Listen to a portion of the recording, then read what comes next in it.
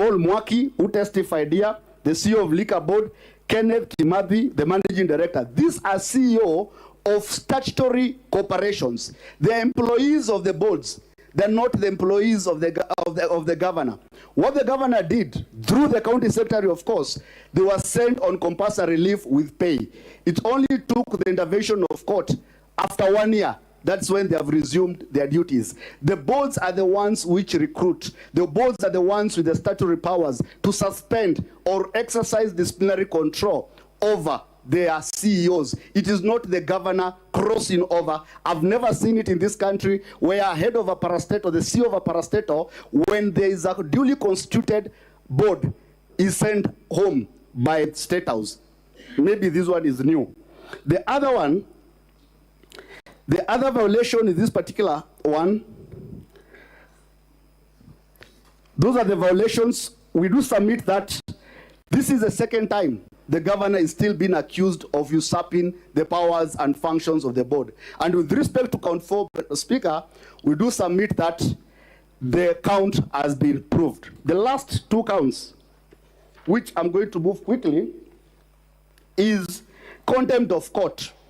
Evidence has been submitted here. How, despite the existence of court orders from Nyeri Employment and Labor Relations Court, the governor for 1 year disregarded those orders. And what the court has done, the court has convicted the governor. As we sit here today, the governor of Meru is a convict. She has already been convicted for contempt of court. That is a violation of Article 181, 1B of the Constitution, which constitutes a ground that where there is a, which provides that where there is a serious reason to believe in that a county governor has committed a crime under the national law. The governor has already been convicted by the High Court in Meru. She's only awaiting sentence. She has not discharged the conviction. She has not appealed the conviction. That ground has already been proved. That is contempt of court. The last, the other one, of course, was illegal naming of the road. That one is okay. That one, we have said it's there. The evidence has been produced. The governor has been shown the Facebook posting whereby she's naming the road in the name of her husband. Lastly, I'll take the last one is contempt of the assembly.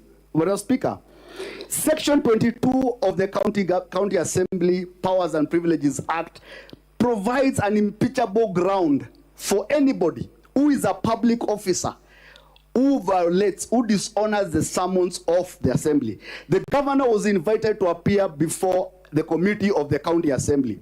And what she did, when she was invited, she wrote back a letter and said, there is no provision of the law which requires the governor to appear before the committee of the assembly. Yet, Article 195 of the Constitution is very clear that a county assembly or any of its committees can require, can invite, can summon, the word is summon anybody to appear before the committee to provide evidence or to give information. Section 18 of the County Assembly Powers and Privileges Act enacts the same provision and uses the word any person. When the governor, officers were invited, when the governor specifically was invited, her defense was that the assembly goes to the High Court, files a constitutional case, seeks a constitutional interpretation whether the governor can be invited, can be summoned to appear before the assembly. Yet the Constitution uses the word any person. At Section 22 says that where the assembly passes a resolution against an individual for violating that particular provision, that shall constitute a ground for removal from office. And that's why you see this ground, and Honorable Sifuna asked it, what is a contempt of county assembly, whether it constitutes a violation. That is the only violation I've ever seen in law whereby it makes it an impeachable ground for violating, for failing to honor the summons of the county assembly. The assembly can pass a resolution and request and impeach you. And that is what the county assembly of Meru has done. And we do submit that this count, together with the other 6 counts, have been substantiated. The assembly has demonstrated the same. And finally, my colleague Mr. Mudomi has mentioned about, is the governor individually liable for that particular violation? She has said all these things were done by the county secretary. he has mentioned about the provisions of section 30, subsection 3, section 30 of subsection 3 of the County Government Act, which will be my last section. That where I just want to repeat what he has said. Section that talks about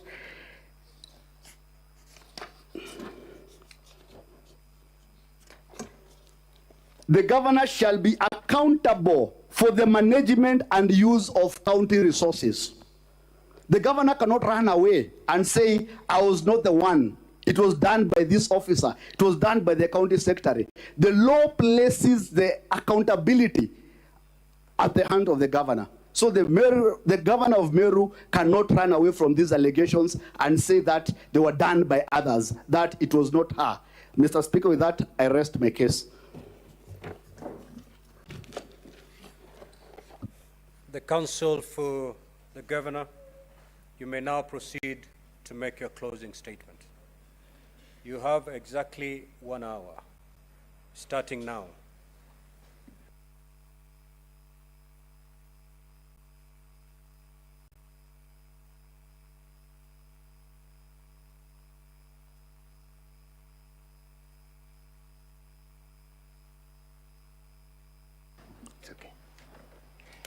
Thank you, Mr. Speaker, sir, and thank you, distinguished senators. My name, for the record, is Elisha Ongoya. I'll be making the governor's final submissions. Mr. Speaker, sir, before I delve into the substantive part of my submissions, and because looking at the program of this House, this may be the last time I'm standing here to address on this matter, allow me, with great humility, to begin by thanking you, Mr. Speaker, and the distinguished senators who have given us audience despite the great time constraints that we have had to go through in making this case. I'll be failing in my responsibility for courtesy if I didn't thank the administrative staff, the secretariat staff of this Senate, who have given us significant support, both within this House and in the corridors of these precincts as we found our way around. Mr. Speaker, sir, at this juncture, allow me to proceed to the more substantive parts of the governor's closing submissions. Allow me to begin by pointing out that as a young Christian fellowshipping at Esrave Church of God deep in Vihiga County, and as a middle-aged Christian fellowshipping somewhere in Amalemba Church of God in Kakamega County, I have gathered some enduring lessons from Scripture, and I would start by drawing inspiration from those lessons. The wise man who authored the book of Proverbs, at chapter 18, verse 17, guides us as follows when we are confronted with matters such as this. In a lawsuit, the first to speak seems right until someone comes forward to cross-examine him. That ecclesiastical wisdom has found pragmatic rendition in these proceedings, as I will demonstrate shortly. Mr. Speaker, sir, the governor was presented in the opening remarks by the County Assembly's Council to this assembly, for lack of a better word, as some form of scoundrel. Fortunately, in this August House, both parties have had an opportunity to present documentary and electronic evidence. Mr. Speaker, sir, distinguished senators, when the history of this attempted impeachment of the governor of Meru County, Her Excellency Honorable Kawira Mwangaza, shall be authored, one word will be repeated in that historical text. That word is a Meru word, kibiri. I'm told, in its innocence, it is a stick that is used to stir porridge. Sadly, in that historical text that I've alluded to, that word will have no aura of innocence. I beg to pose the following questions to the hearts, the minds, and the conscience of these distinguished senators. Are we, in making a decision this evening, going to dignify the Kibiri movement that we have seen today by impeaching this governor?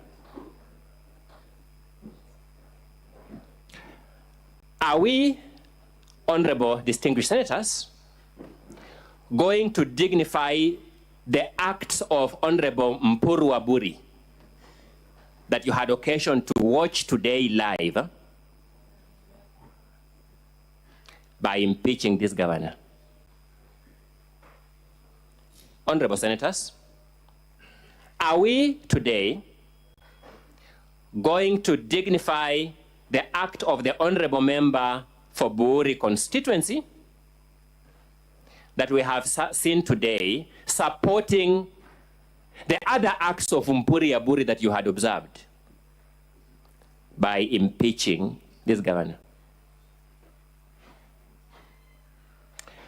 Are we going to dignify the acts of the deputy governor for Meru County openly and in the company of the young people of this country that we ought to give proper moral guidance, calling a governor a prostitute?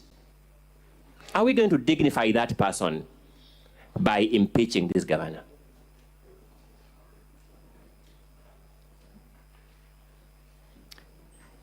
The governor has been accused of being a leader who disrespects other leaders. Video clips of the alleged disrespect have allegedly been played here, including a song, Wenye Wivu Wajinyonge. On the other hand, the governor has demonstrated to you the sins that have been committed against her by those very leaders she is accused of disrespecting.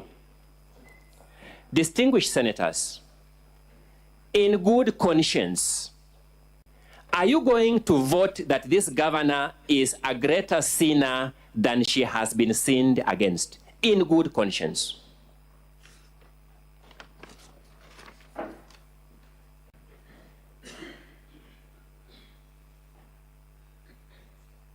How many of us can reconcile our conscience, distinguished senators, with the fact that it is the men you saw today uttering the words you saw them utter and projecting the actions that you saw them project as against the governor that have actually come to this house to complain against that governor? I've heard of the claim of pots calling kettle black. I never knew in my living history I would come across a pragmatic rendition of what that means. Today was my answer. I invite you to have that reflection, distinguished senators. I have asked myself, I invite these distinguished senators to ask themselves, Mr. Speaker, sir, where did these leaders get the moral high ground to invite this house in view of the sins that they have committed against the governor to find that the governor has sinned against them? Distinguished senators, technology has been deployed in these proceedings. We are beaming these proceedings live to the whole world by medium that will preserve them to eternity. How shall the members of this house, individually and collectively account to their children and children's children that they ever dignified the acts of these people who have leveled a war against the governor by confirming the impeachment of the governor. We owe it to ourselves. We owe it to the peace of our conscience to make a decision that takes that into account. Choices have consequences, or so it is a truism. By impeaching this governor, if you so decide,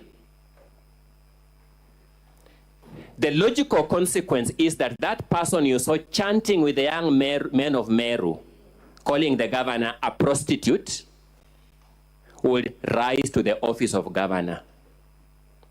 Is that the desirable outcome you want out of your decision this evening, distinguished senators?